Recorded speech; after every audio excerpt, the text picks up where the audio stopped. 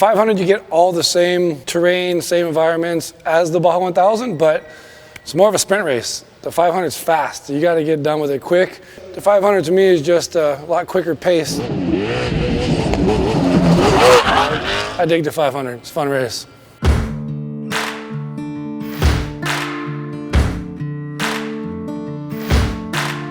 Our plan this year for the 500 was I was going to start and qualify.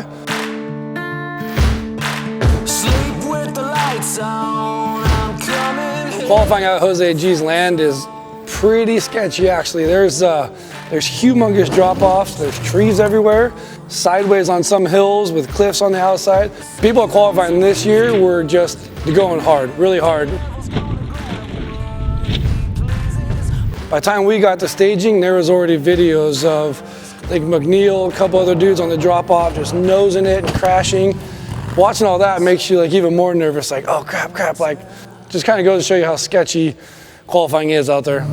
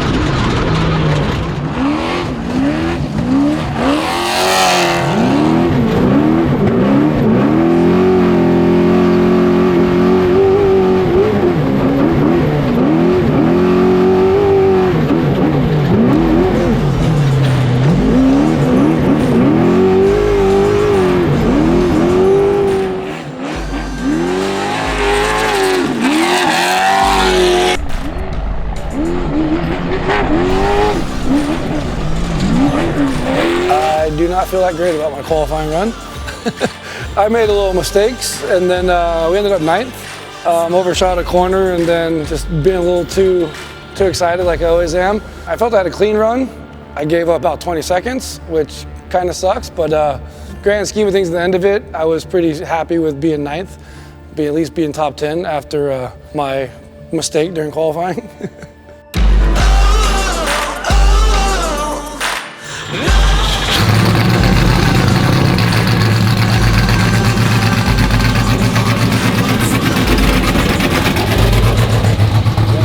Tech in Mexico is always fun. It's one of the benefits of being down in Baja, like just the fan interaction is so crazy. They love us down there, and we love the people of Baja, so it's cool to give back. We pull up on stage, we always give some hats. Kevin really enjoys tossing hats out to the fans and all that, and just seeing the hype, and it's just cool to be able to give back to the fans. It would not be the same without the fans. We talk about people coming down here, and the pre-running, the culture, the people down here, this is like their Super Bowl. Every race is like...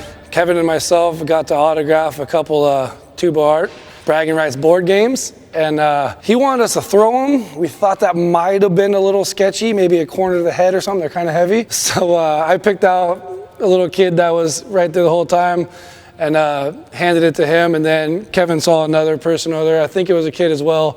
To see the look on their face, they were super stoked to get a board game and a hat.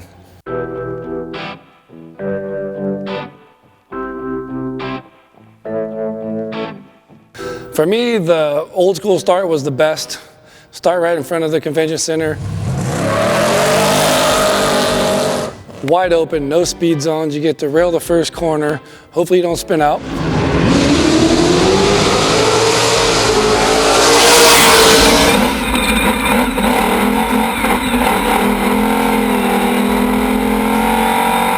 And then you get to rip all the way through town, all the way up the wash.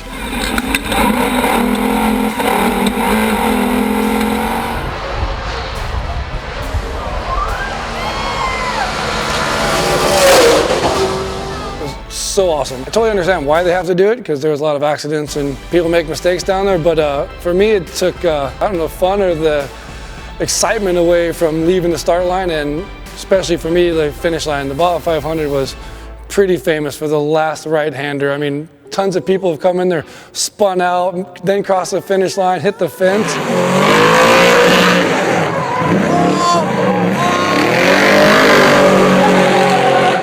I totally understand the safety aspect of it, but as a driver and racer, that was one of the funnest parts, is wide open start and wide open finish into the finish line in front of the convention center. Well, I do not miss going down the poop wash though.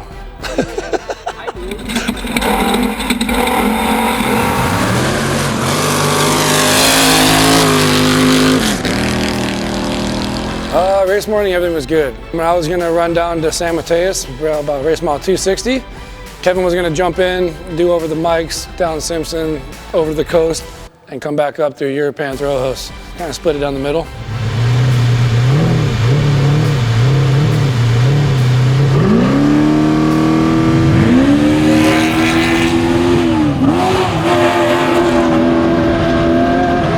After start, after we hit the speed zone, get kind of comfortable back in.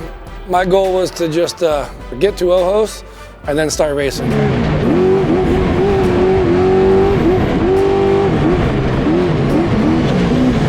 From the start to Ojos is pretty tight, twisty, gravelly roads, a lot of the local roads.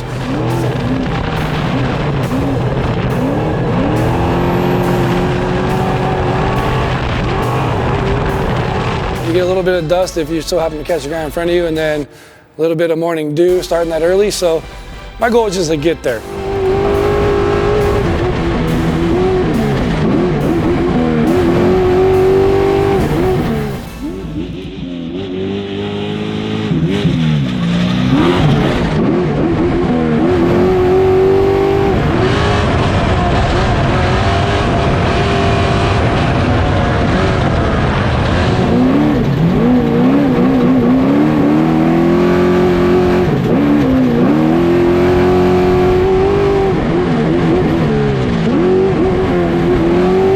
I was having a pretty clean run, just holding my own right at the tail end of Ricky Johnson's dust, which wasn't gonna try to make a pass through there, even if I got close enough. It's just, I didn't want to throw it away.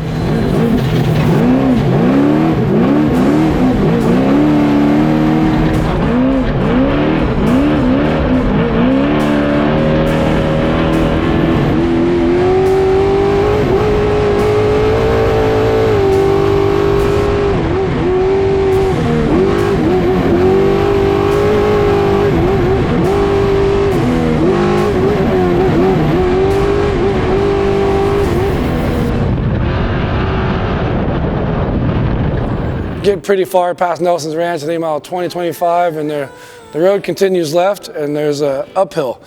It's an old school cut from back when I was a kid racing Class 10. I missed the dust, I don't know. I missed the corner, I don't know, dewy dust. I'm gonna make all the excuses in the world. I missed that cut. Co-driver's yelling at me, I'm going the wrong way, and I'm like, I don't think I am, it'll go. Like, no, it won't. What are you doing? You gotta go that way. So I start backing up.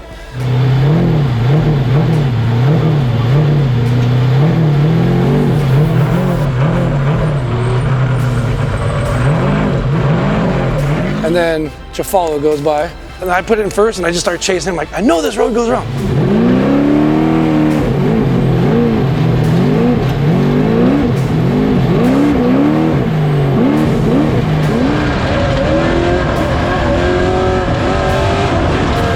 Gathered it back up, lost the position, no big deal. We're 450 miles to go.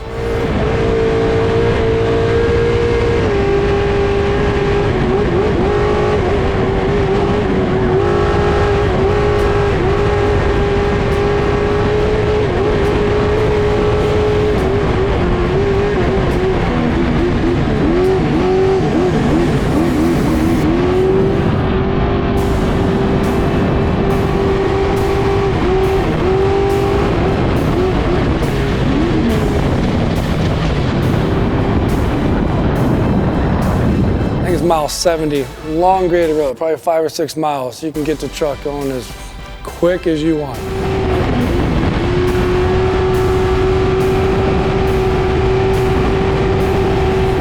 And we start clipping through the gears, and we're well up into the hundreds, and I just see dust gets thicker, and then brake lights. Oh! We dodge around as Norseman was slowing down. Got around him, and then not a couple seconds after that, I just get high temperature warnings. So I was like, not again, like instantly heartbroken. Was able to get to, I think it was race mile 75, it was kilometer 85. Mark and Neil and Kevin and a couple of our crew were there. Pulled in, had to tell them what's going on because the radios don't work. Plugged in the laptop to do a diagnostics run, and there's nothing obvious. There's no fluid anywhere, nothing on the computer. As we were sitting there talking, everything cooled down and we made the choice, let's just keep going.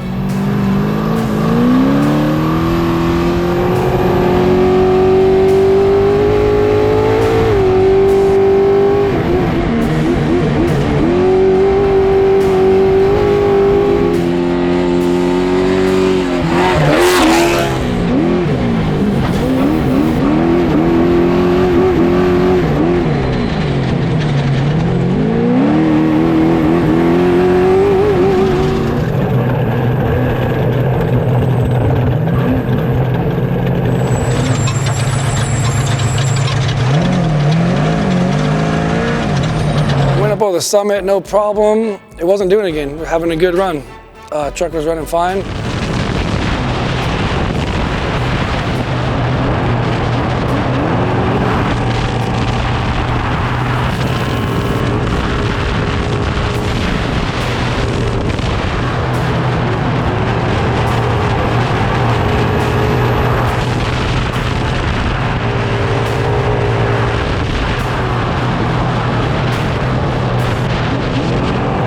Got down after the summit, there's a big wash, and I was trying to pass a couple of guys that got back by me, 100 degrees over there. Got another high temperature warning. Had to back her down, and at that point I had to pull over, let her sit for a minute, comes back to life, and then just kept cruising it on there, and then just at that point going in, no idea where we were, standings wise or nothing. People were pulled over. So I was like, all right, you know, we're not horrible, we're not getting passed, we're not stopped, and we're just picking people off as we're getting to San Mateos.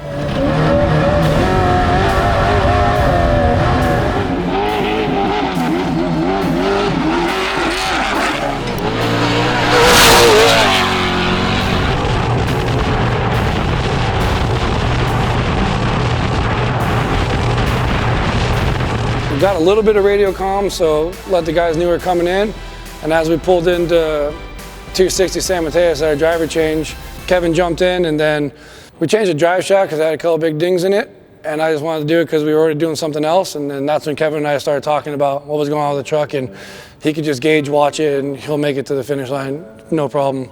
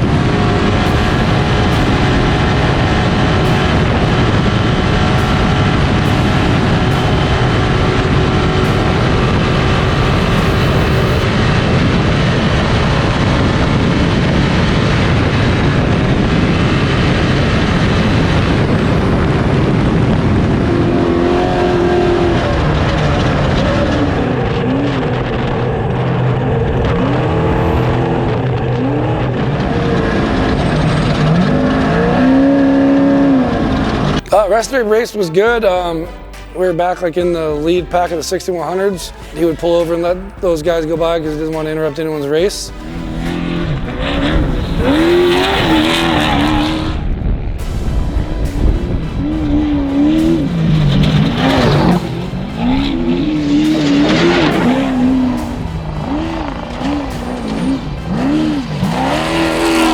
he was having a good run and just started knocking people off, catching some of the guys that we were behind. And I didn't know it at the time. I was down in the meadow at race mile 320, and I hear we went off a cliff. I guess he was catching the fastball truck and gave him a little bump.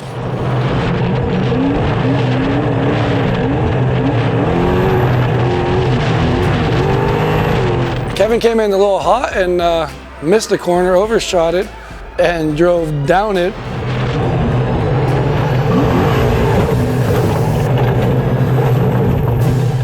And then couldn't get back out of it, had to keep turning right and drove down the valley of the hill, and then was able to hook a left and drive right out of it.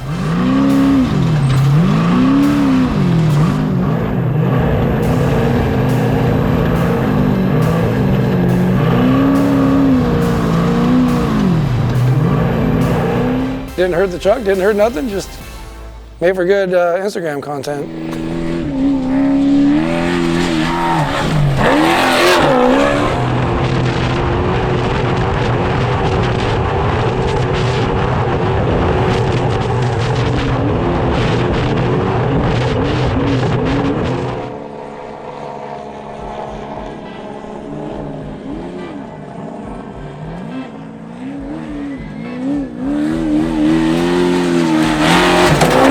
With the downtime in the beginning, name of the game was to get to the finish line, and I think he had a smooth run, had some fun driving the truck and more seat time, and then cross that finish line.